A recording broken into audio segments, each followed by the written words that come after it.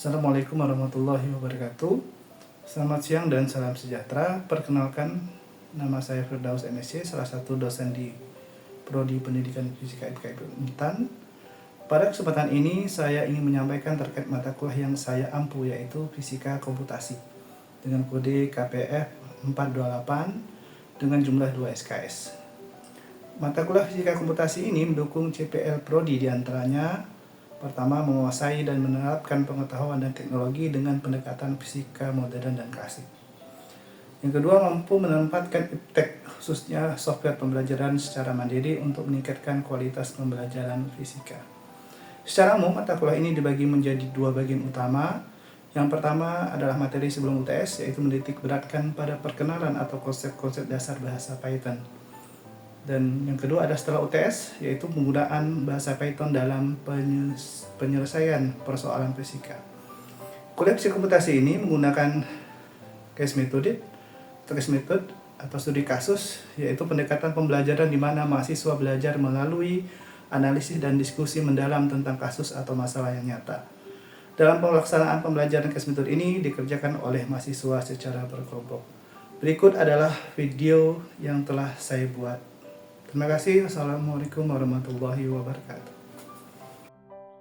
Assalamualaikum warahmatullahi wabarakatuh. Waalaikumsalam warahmatullahi wabarakatuh. Oke, selamat siang semuanya. Siang, Pak. Baik, jadi hari ini adalah pertemuan pertama kita untuk kuliah Fisika Komputasi ya. Nah, pada siang hari ini kita akan belajar dua hal. Yang pertama kita akan belajar tentang pengenalan programan dan belajar tentang if statement. Itu yang akan kita bahas pada pagi hari. Nah, buku yang akan kita gunakan dalam perkuliahan kita sampai selesai UAS nanti, itu kita gunakan dua buku ya. Yang buku utamanya adalah pakai buku ini, Python by Extensor, yang ditulis oleh Nicola Bessi, terbitan dari Cambridge University Press ya. Oke. Nah, ini kebetulan kalian semuanya adalah mahasiswa yang baru ngambil mata Fisika Komputasi ya? Ya. Oke, jadi Fisika Komputasi itu apa? Yaitu yang adalah mata kuliah yang menggabungkan atau bidang ilmu yang menggabungkan antara dua, yaitu ada fisika dan komputasi kan? Nah, itu fisika dan komputer. Yang komputer fisika kalian sudah tahu karena kalian adalah jurusan fisika, dan komputer ya, yang itu kita gunakan untuk melakukan simulasi dan melakukan visualisasi. Kenapa kemudian kita perlu belajar namanya fisika komputasi? Setidaknya ada dua alasan. Yang pertama adalah nanti itu akan membantu kita dalam menyelesaikan masalah-masalah fisika yang rumit. Kalau kita dapat integral ya, integral yang susah misalnya, integral sinus, kosinus, integral cos kuadrat, pangkat 3 misalnya. Itu kalau dikerjakan secara manual itu sulit, maka kita bisa bantu dengan fisika komputasi. Nah, yang kedua itu bisa kita gunakan untuk membuat simulasi atau virtual lab dalam pembelajaran fisika. Nah, kalau kalian skripsi nanti kalian bisa gunakan misalnya PhET simulation. Kita dapat dengar PhET simulation itu nanti kita bisa gunakan untuk melakukan simulasi dalam pembelajaran fisika. Nah, semuanya itu basicnya adalah menggunakan programming nanti. Nah, di dunia ini itu setidaknya di tahun 2024 itu ada banyak bahasa pemrograman ya, dan bahasa pemrograman itu diperuntukkan sesuai dengan keperluannya ya. Nah, ini yang paling terkenal adalah atau paling sering dipakai saat ini adalah Python, itu nomor pertama, dan ini yang akan kita pelajari sampai UTS ya, untuk pelajaran pemrograman Python ini sampai UTS. Nanti setelah UTS ya, yang dilakukan oleh Pak Musa ya, nanti dia akan menyampaikan tentang bagaimana aplikasi Python dalam fisika itu sendiri. Jadi kita sebelum UTS ini kita belajar tentang bagaimana cara melakukan belajar tentang programming menggunakan bahasa Python. Ya. Nah, ini adalah bahasa yang paling utama adalah bahasa Python, kemudian Java dan seterusnya. Nah, ini sesuai dengan kebutuhan dan kita sudah terbiasa dengan yang namanya programming, meskipun kita tidak bersentuhan langsung dengan codingannya, itu tidak bersentuhan. Karena pakai HP itu semuanya adalah bahasa pemrograman. HP ya, HP Android itu biasanya pakai Java. Kalau kita ingin bikin program di HP itu pakai Java. Kalau kita ingin bikin di web, ya kayak page simulation atau kita sakuntan itu biasanya basicnya itu menggunakan bahasa biasanya bahasa PHP itu bisa kita dipakai. Ya. Python juga bisa digunakan untuk web programming. Ya. Jadi serah. Atau juga saat kalian membuka Tokopedia, ya, membuka apa namanya Shopee, itu kan biasanya ada rekomendasi mau beli apa gitu ya, produk-produknya. Nah itu mereka biasa menggunakan Python untuk mengolah data-data, kemudian ditampilkan kira-kira apa yang Anda suka. Nah secara umum begini, tadi yang sudah saya jelaskan ya, Python fungsinya adalah untuk web, data science, ya, atau AI, artificial intelligence, ya. Java itu biasa untuk buat apa tadi? Aplikasi Android, ya. JavaScript, nah biasanya kalau buat untuk supaya tampilan web kita lebih dinamis. Nah, page simulation tadi yang disebutkan itu pasti pakai JavaScript, ya. JQuery nama ini biasanya dipakai untuk membuat aplikasi Windows, nah, PHP dan seterusnya, ya. Nah ini bahasa formal yang ada di dunia dan kita cukup pakai satu bahasa yang akan kita pelajari pada perkuliahan.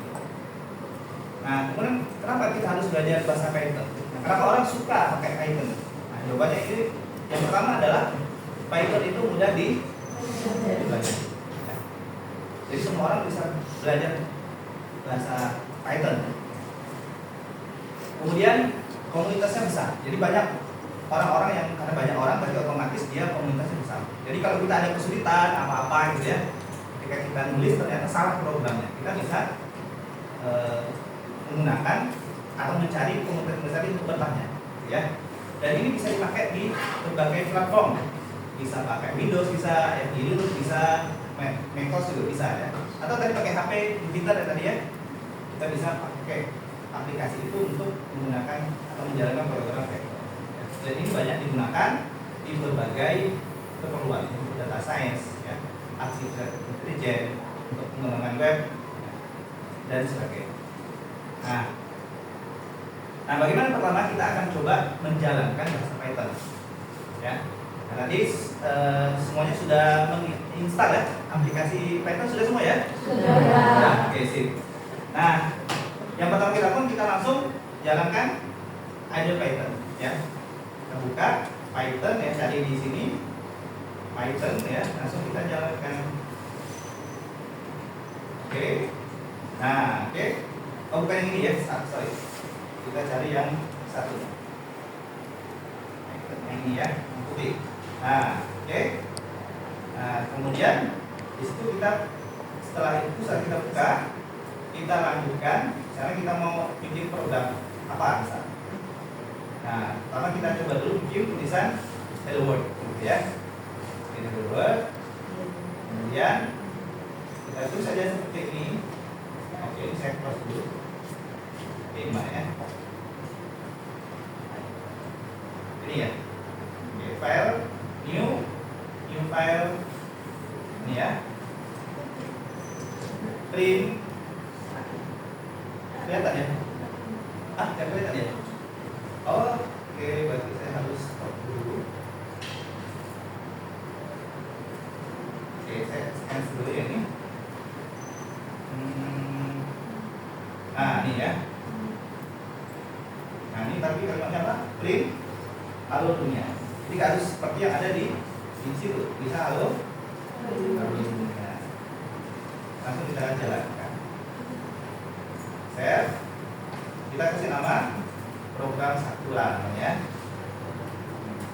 Oke, sekarang halo. Udah jalan ya. Jadi dalam program pertama kita halo dunia. Silakan langsung dicoba sana nanti di HP atau di laptopnya masing-masing ya. Ini yang berikutnya kita coba modifikasi sedikit ya aplikasi kita untuk memasukkan input dari user, misalnya nama dan umur ya. Oke, nama dan umur. Input nama ya sama dengan input dalam kurung siapa nama. Oke, lalu kita jalankan ya. Belum selesai nih. Setelah kita meminta orang memasukkan nama, kita perintahkan komputer untuk menampilkan nama yang dia tulis tadi atau yang dia inputkan tadi. Selamat datang. Selamat datang. Kurikulum. Kita tampilkan nama. Nah, oke, sudah nama. Kita masukkan namanya siapa? Andi. Nah, kita akan ambil selamat datang Andi. Ya, kira-kira begitu ya. Gimana? Sudah paham? Paham ya? Baik. Kalau umur, nah hati-hati kalau umur, karena umur itu adalah menggunakan bilangan, ya. Maka kalau menggunakan bilangan kita harus hati-hati karena dia menggunakan bilangan, jadi kita memberi namanya pakai integer. Ya. Oke, integer input berapa umur Anda? Berapa umur Anda? Karena kalau tidak kalian kasih integer, nanti dia dikira itu adalah tulisan. Nah, tulisan berarti nanti otomatis kalian masukkan itu angka, dia akan bingung. Komputer itu akan bingung. Maka perlu kita tunjukkan ke komputer ini adalah bilangan yang saya masukkan. Kita print. Umur Anda adalah berubah. Oke. Sesuai dengan yang dimasukkan tadi adalah umur, ya. Kita coba. Seperti tidak ada masalah. Kita lihat ya. Kalau error nggak apa-apa, karena itu kita masih belajar. Berapa umur Anda? Kalau umur saya adalah 20. Umur Anda adalah 20. Ya. Tapi bagaimana kalau seandainya saya masukin adalah bukan bilangan, nanti dia akan error ya. Ya, kita coba. Biasa error ya. Misalnya P gitu ya, angka ada huruf ya, maka dia akan jadi error. Nah, itu dia. Karena yang kita masukkan adalah angka, sementara yang kita minta adalah dia memasukkan U. Oke, gimana? Sudah jelas? Ada pertanyaan? Sudah jelas ya? Baik, kalau sudah jelas, kita langsung bikin kelompok ya. Bikin kelompok ini sudah berapa? Mahasiswanya ada di 15 ya. Oke, karena 15 siswa, kita buat jadi 3 kelompok saja ya. Oke. Oh yes, sebelum kita masuk itu ya, ada penjelasan berikutnya itu if statement, karena ini yang kita bahas nanti. Nah, apa itu if statement ya? Itu adalah salah satu ini harusnya adalah struktur kontrol dalam program yang digunakan untuk pengambilan keputusan dalam kondisi tertentu. Nah, ini biasa kita gunakan dalam sehari-hari. Ya. Misalnya tadi hujan kan? Dan jika hujan maka saya tidak ke, tapi tadi ke kampus ya. Artinya, atau contoh lainnya, jika saya sehat maka saya akan datang ke kampus. Jika tidak sehat maka saya istirahat di rumah. Nah, itu kan bisa kita pakai dalam kehidupan sehari. Kondisi tertentu saat kita melakukan sesuatu. Sebagai contoh misalnya saat membuat KTP.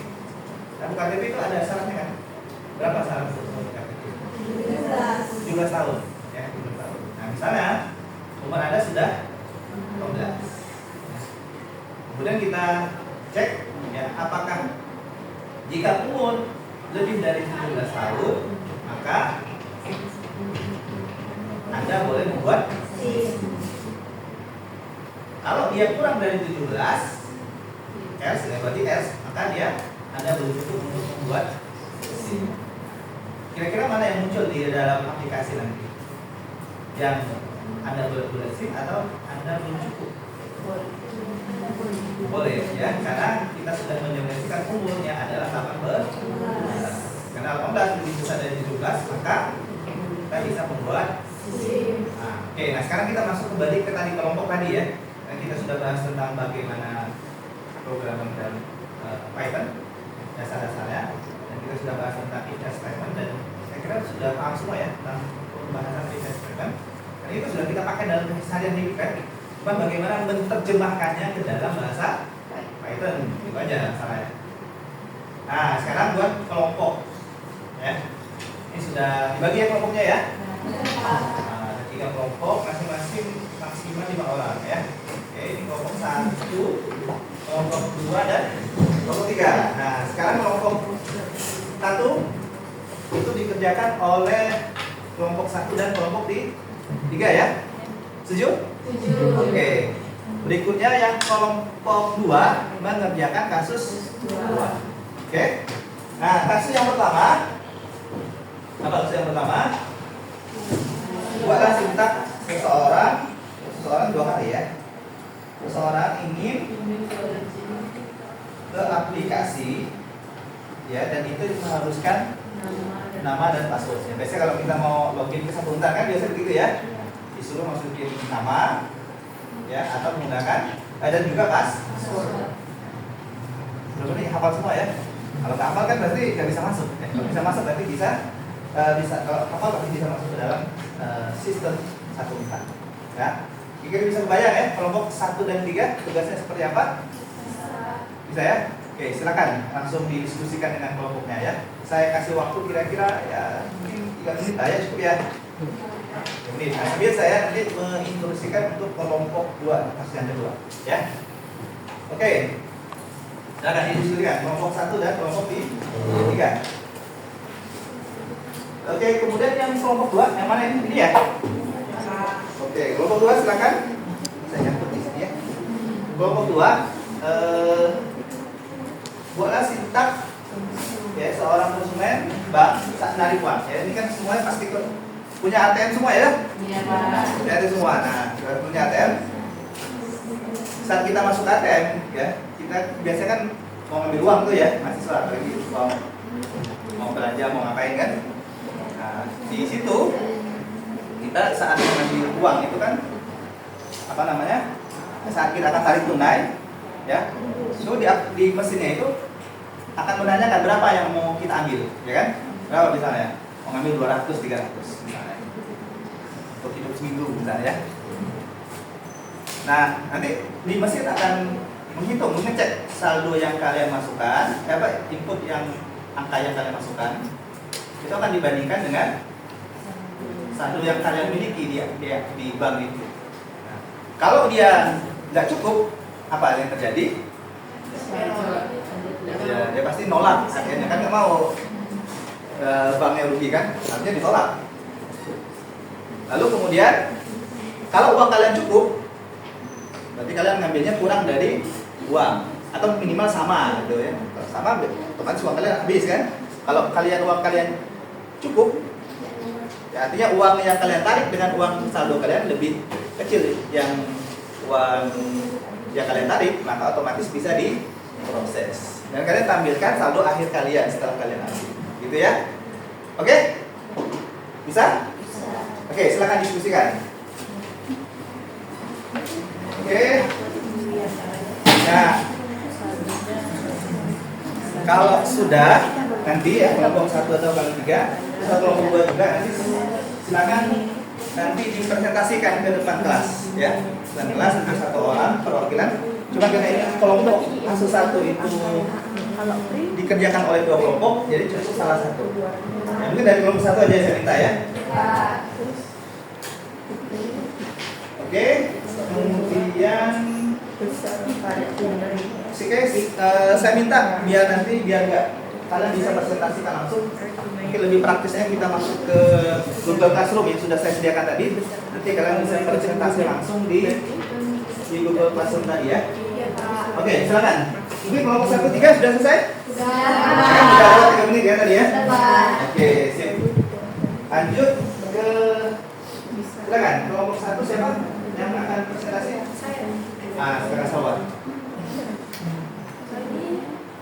Langsung presentasi. Langsung bagi layar. Ya, itu dijelaskan ya. Seperti apa ini algoritmanya seperti apa.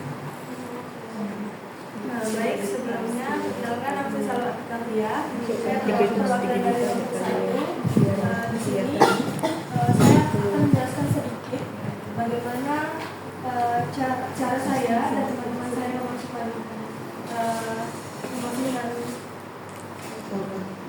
di sini pertama itu kita masukkan kata kita yang benar.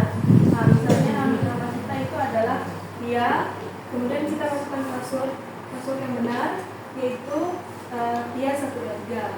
Nah, kemudian kita masukin input dari program. Misalnya kalau programnya nanya masukkan nama user Anda, kita klik nama user yang benar.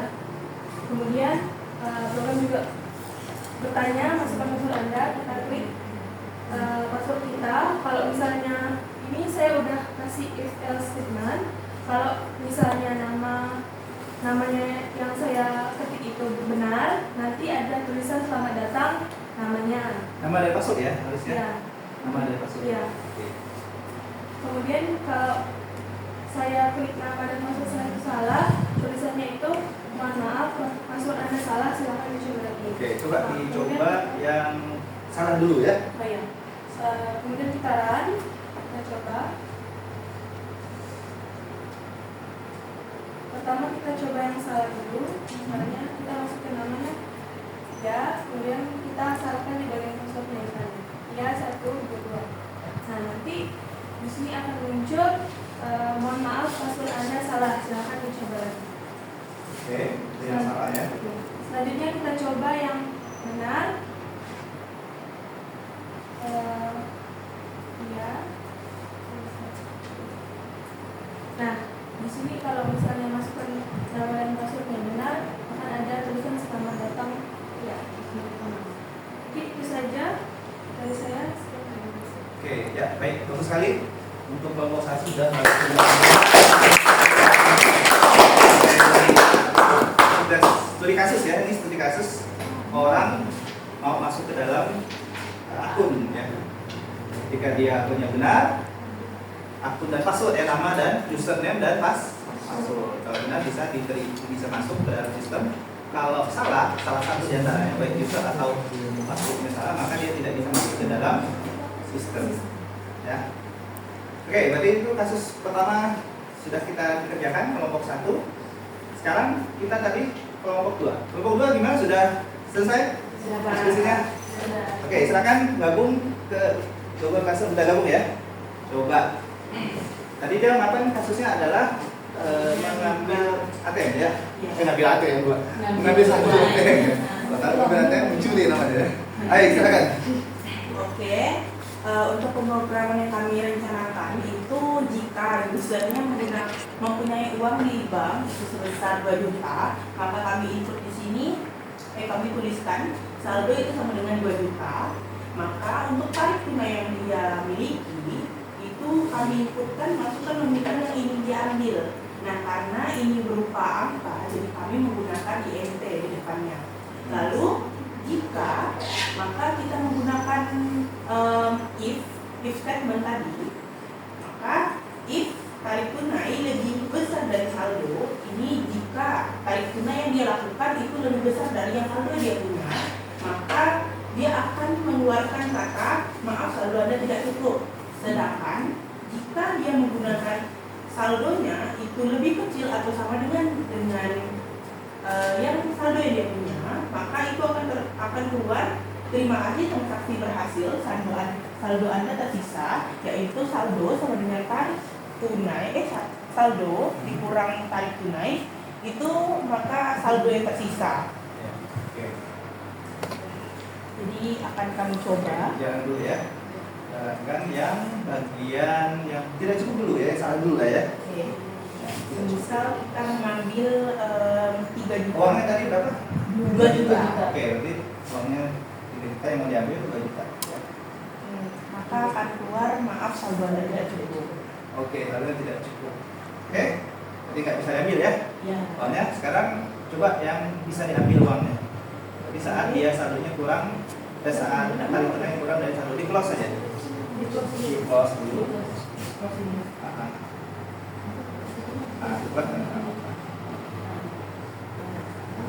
Ini yang baru ya. Oke.